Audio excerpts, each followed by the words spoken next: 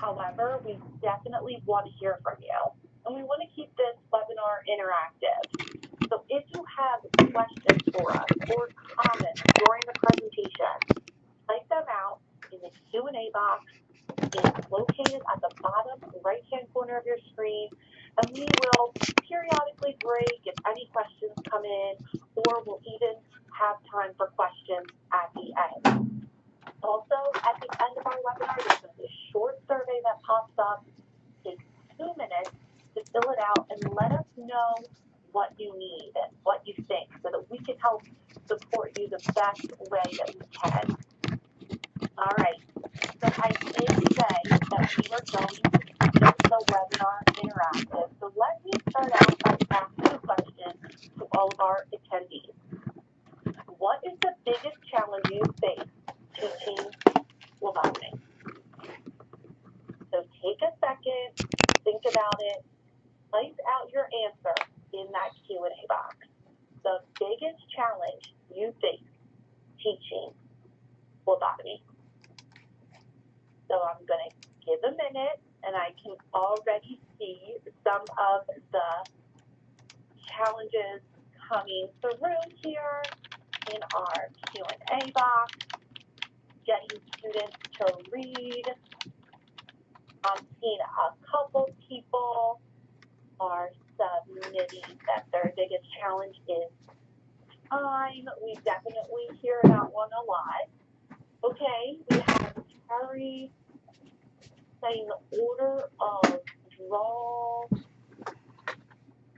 We have another one here, having enough time to draw and volunteers to draw on. Nancy, getting students unafraid of sticking. Another challenge here, so much to cover. Okay, great. Keep sending these challenges in. And not that your challenges are great, but we really thought about your challenges when we were going into the new edition. We wanted to make sure to address the challenges that you're facing and make sure that your students are successful. And there's even more coming in about safety and getting your students to read the chapters, know the definitions, and have basic knowledge. We will jump in to try to address all your challenges today and how our textbooks and resources do so. So Chris is going to review our exciting new edition that just published a few weeks ago. We're going to show some of the hallmark features that instructors and students love about our book. She's also going to cover what's been added as brand new. We know here at FA Davis, instructor and student online resources are very valuable, so we're going to also show you what is available with the textbook, really help you address some of these challenges. How do you save time? How do you cover everything? How do you get students comfortable or unafraid?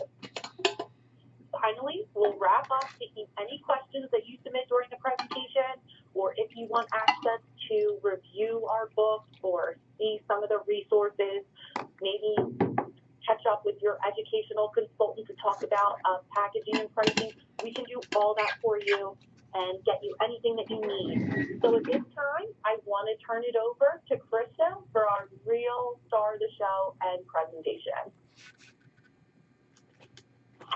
Good afternoon, everyone, and thanks for joining us. I'm really excited to talk about this book. I'm very proud of the work that these two authors have done on this edition. So let me tell you a little bit about them. Some of you may have been asking me about Sue at the recent class meeting. Susan King-Strasinger, after an illustrious career as an educator, as a program director, site visitor, volunteer, leader in the profession, and author, she has retired and is retired. And then Marge is very active in the profession. She was just with us at CLEC and may have had a chance to meet with some of you there. She currently teaches phlebotomy to entry-level students and also to other health professionals through Methodist College in Omaha, Nebraska. And I myself have had the pleasure of working with these authors for 3 editions of this book over the past 20 years. And a few other titles as well, because they don't just write the one phlebotomy book we're going to talk the most about today, which is our newest edition. They've written a couple of other books that have blossomed out of needs they saw with their own teaching. So I just wanted to talk a little bit about the range of offerings in phlebotomy before we turn our focus to our newest edition, which is the Phlebotomy Textbook. So just to kind of differentiate between the titles, because we know when you're teaching phlebotomy, you may be teaching different audiences who have different needs. And if you're teaching a group that is entry-level or certificate-oriented, the book we're going to be talking about today, the Phlebotomy Textbook, is the most suitable for that group.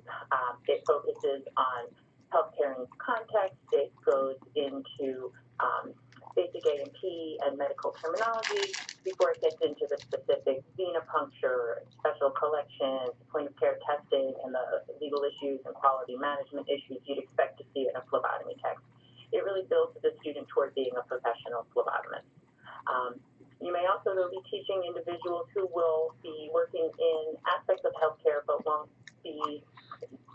are already taking an entry-level course in another healthcare area, or healthcare professionals like nurses who might be cross-training and needing to learn phlebotomy skills.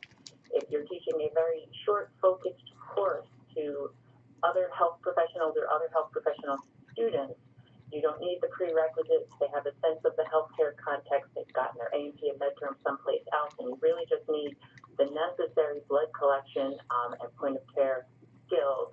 The blood collection short course book is a nice option for a smaller module on phlebotomy. And then for anyone who needs a quick reference, whether they're students or new practitioners, we developed a small pocket reference, a little 3x5 spiral notebook, phlebotomy note, which is just a quick reference, reminders on the important things, order of draw, procedures, safety information, just a quick reference for folks who have already had some other training. And students have reported that they use it for exam prep and clinical rotations. And just jumping slightly ahead, that phlebotomy note is in book production right now, and we plan on bringing that out early in the new year. So just a little teaser there. So with that, let's jump into some of the specifics of the new edition here. For those that know the book, this will be very familiar to you. For those who don't know this book so well, I want to talk a little bit about the things that we hear from our customers that have made it such a successful and even beloved text.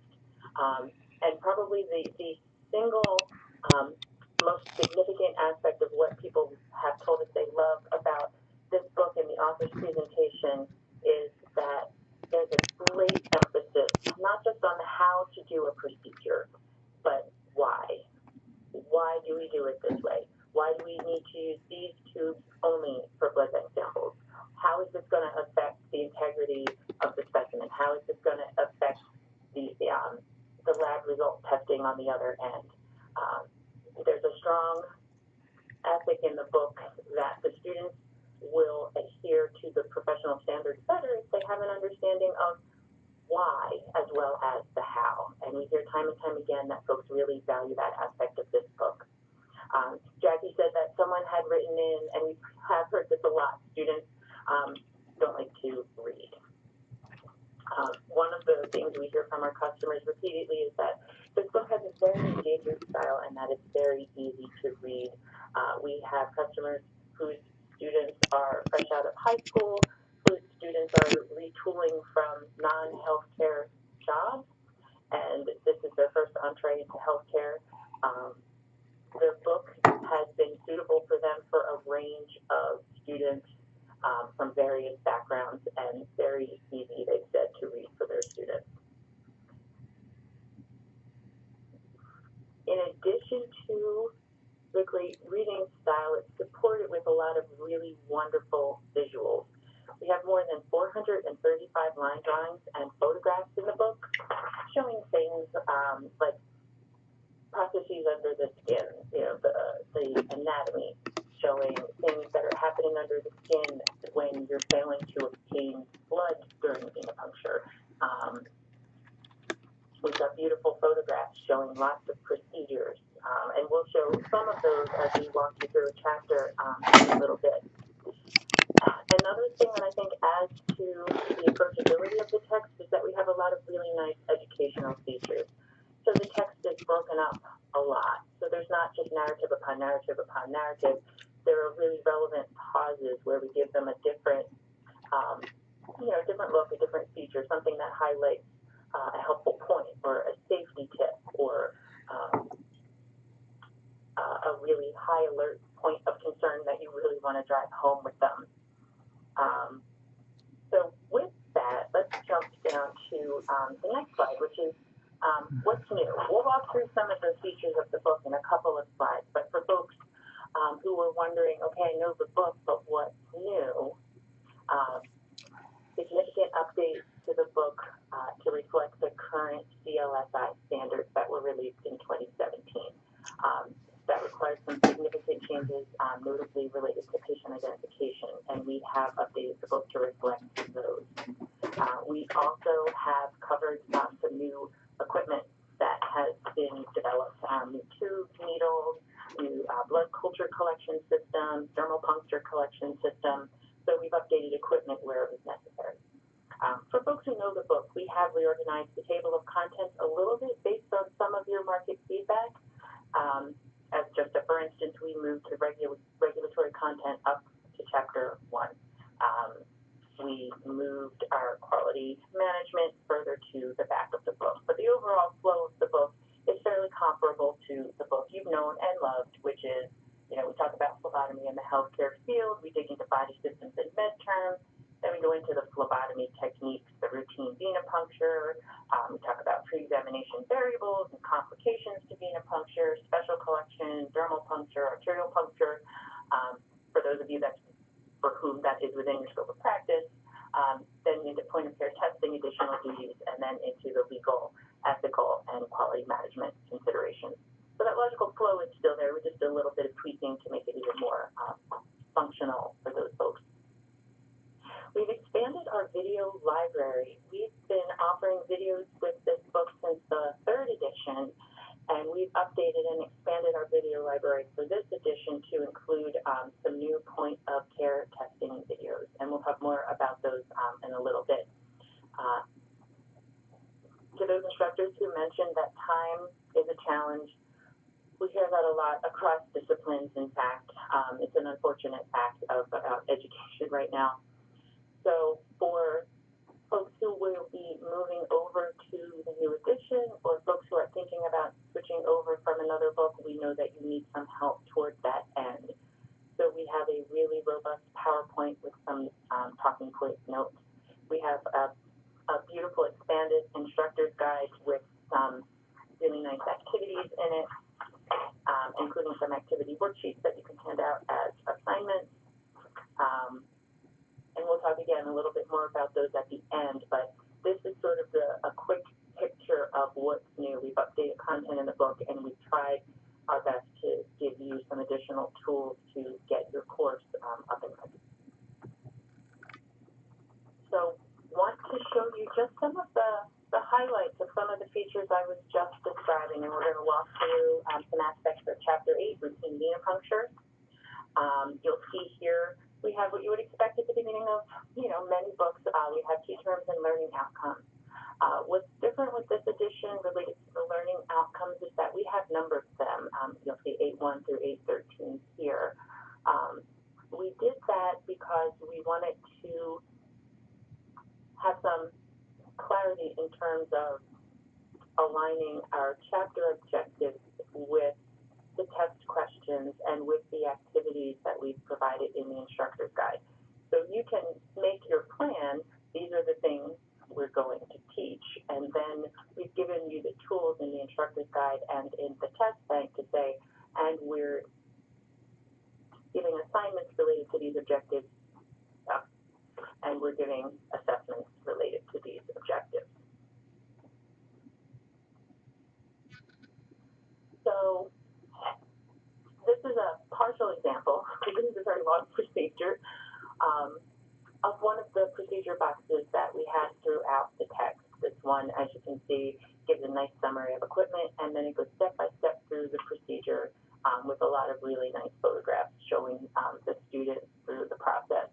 Again, it breaks up the text. I think it contributes to that easy reading feel that people keep reporting to us. But we have these throughout the book for, venipuncture, dermal puncture, special collections. These are included throughout the book with photos whenever possible. And these are a really nice summary of the procedure and a nice how-to for the students. These are our technical tips. We've had these in the book for the past couple of editions. These appear throughout the book as needed and as appropriate. The purpose of the technical tips is these are just little placeholders that highlight information related to just important points, things to avoid complications, troubleshooting, or just general pearls of wisdom. The students have reported really appreciating these, and faculty say it's very helpful to just present a nice, quick, highlighted, important piece of information for the students. Again, kind of thinking if they're going to read something, hopefully they'll read some of these. Pre-examination considerations are another one of our special highlighted features, and I just want to take a moment to say, I know the old term is pre-analytical, but CLSI has been moving to the term pre-examination, so we have embraced that terminology, but this is basically the equivalent of pre-analytical considerations, and these emphasize key information related to avoiding erroneous test results. And again, as with the technical tips, these appear throughout the book wherever it's relevant to the content being presented. Safety for the patient and for the phlebotomist is a big emphasis throughout the book. As I was talking earlier, the how-tos are sometimes the how-tos with the whys behind them. The whys are sometimes related to getting a good lab result at the end of the collection. Some of the whys are related to safety. And again, wherever relevant throughout the book, we have both safety tips and these phlebotomist alerts. The safety tips are really cued into patient and phlebotomist safety, as you can see from the examples here.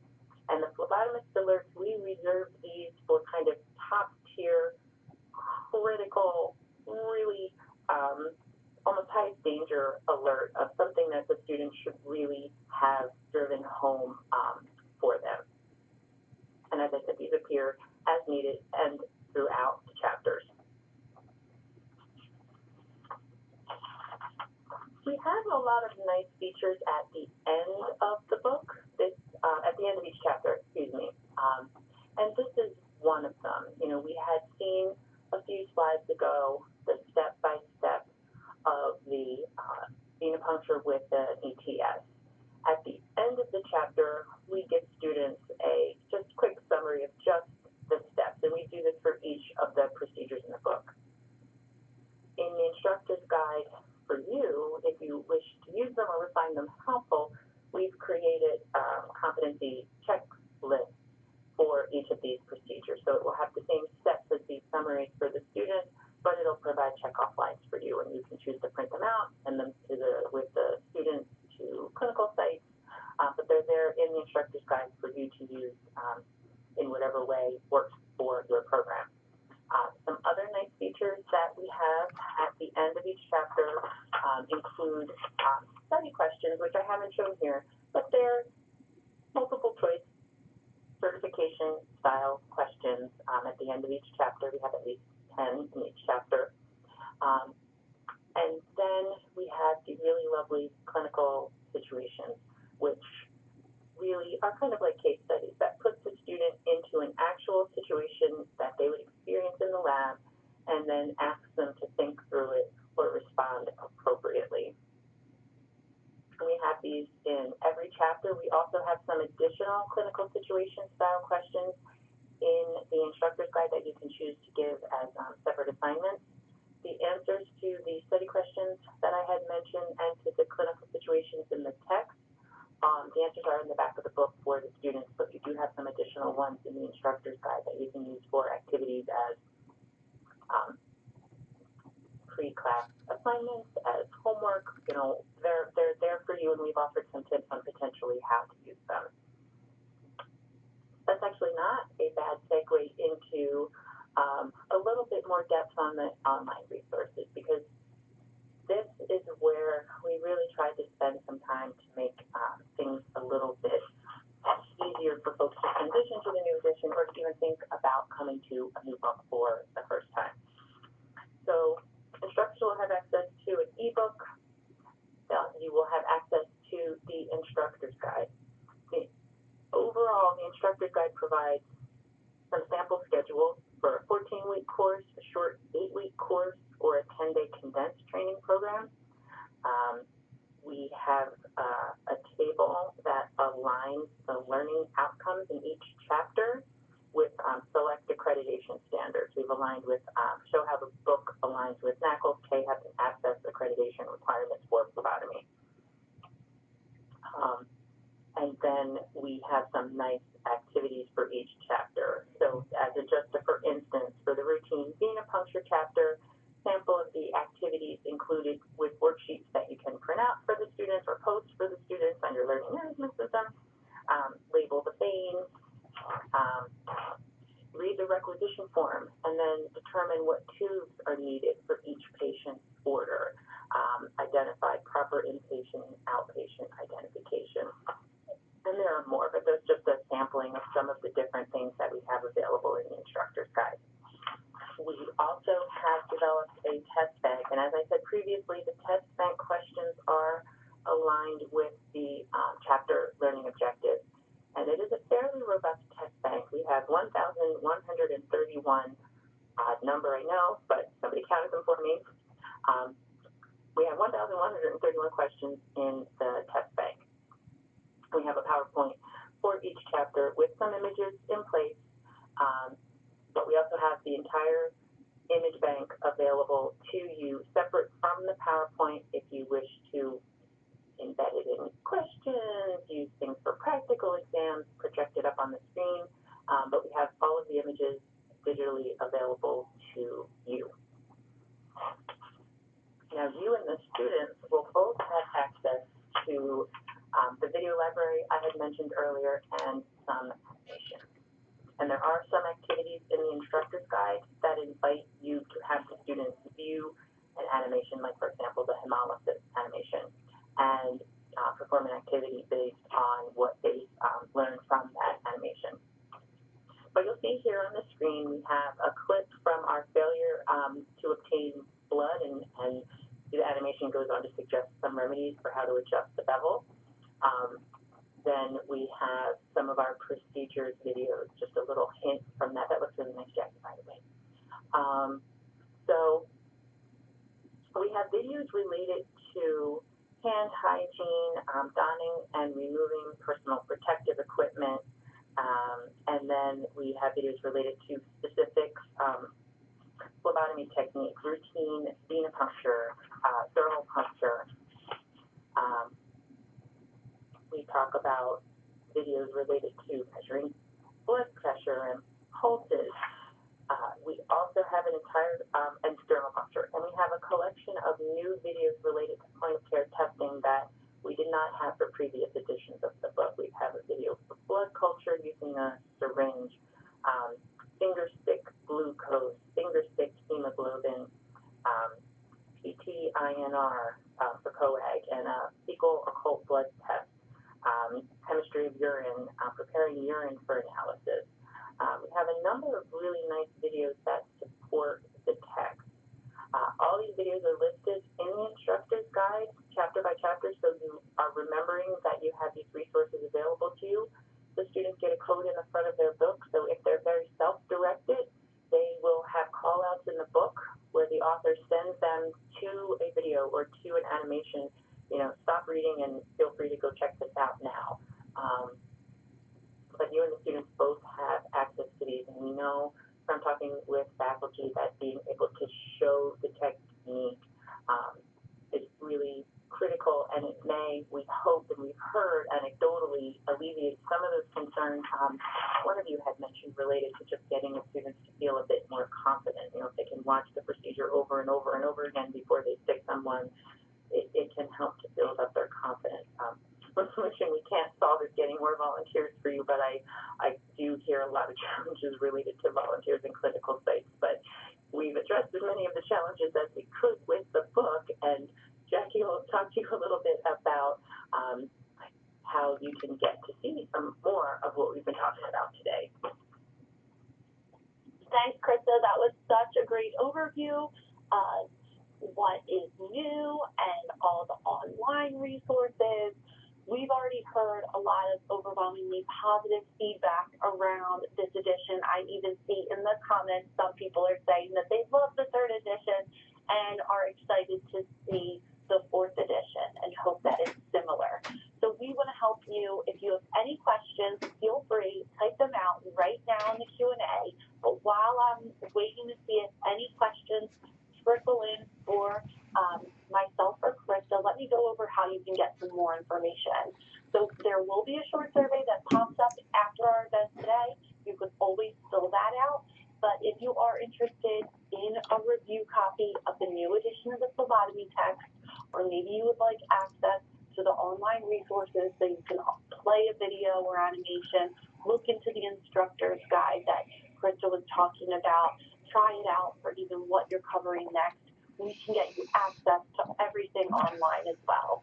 Also, if you're interested in talking to your educational consultant, we can get you in touch with them if you are interested in adopting or potentially looking for some packaging and pricing information. We are here to help and support you with anything that you need.